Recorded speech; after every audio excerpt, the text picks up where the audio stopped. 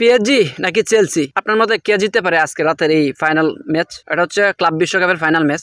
তো পিএসজি কিন্তু তাদের ফার্স্ট টাইম হচ্ছে ফাইনালে উঠছে, আর চেলসি কিন্তু আগে একবার জিতছে 2021 সালে। তো যাই হোক, কেডা কয়বার জিতছে এটা ফ্যাক্ট না, কারণ ফ্যাক্ট হচ্ছে কার ফর্ম কেমন।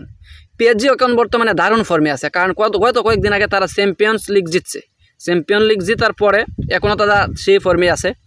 ইভেন 2 দিন আগে কিন্তু দেখছেন যে রিয়াল মাদ্রিদের মধ্যে একটা দলে তারা 4টা গোল দিছে। আবার অন্যদিকে চেলসির কথা যদি ভাবেন, চেলসি হচ্ছে এনজো ফার্নান্দেস আছে, আর্জেন্টিনার ভালো একটা এই মিডফিল্ডার, অ্যাটাকিং মিডফিল্ডার, এবং ব্রাজিলের একটা স্ট্রাইকার আছে জুয়াও পেদ্রো। তাদের গত ম্যাচে হচ্ছে সে একাই জোড়া গোল করে, যারা হচ্ছে অবিশ্বাস্য। আর পিএসজির কথা বলছিলাম, এদিকে হচ্ছে ডেমবেলে আছে, ডেজার্ডো আছে, নেইমারের একটা ফ্যান।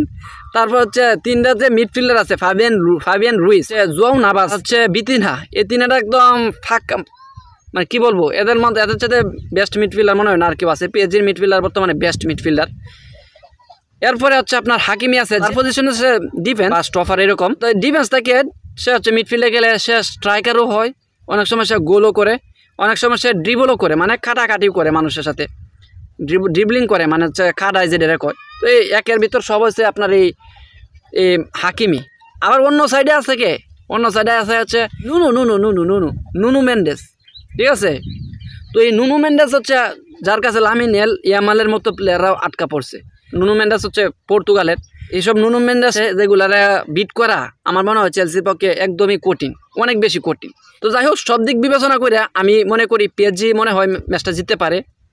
হ্যাঁ, সম্ভাবনা রয়েছে, কারণ তাদের প্লেয়ারগুলো হচ্ছে শক্তিশালী বেশি, দুর্দান্ত ফর্মে আছে তারা। অন্যদিকে চেলসিও ভালো প্লেয়ার আছে, তারা কিছুদিন আগে কনফারেন্স কাপ জিতছে, তাদেরও ভালো প্লেয়ার আছে, কিন্তু তার চাইতেও হচ্ছে বেটার হচ্ছে আমার কাছে মনে হয় পিএসজি। তো আপনারা চাইলে আপনাদের মতামতটা জানাই দিতে পারেন। ধন্যবাদ সবাইকে।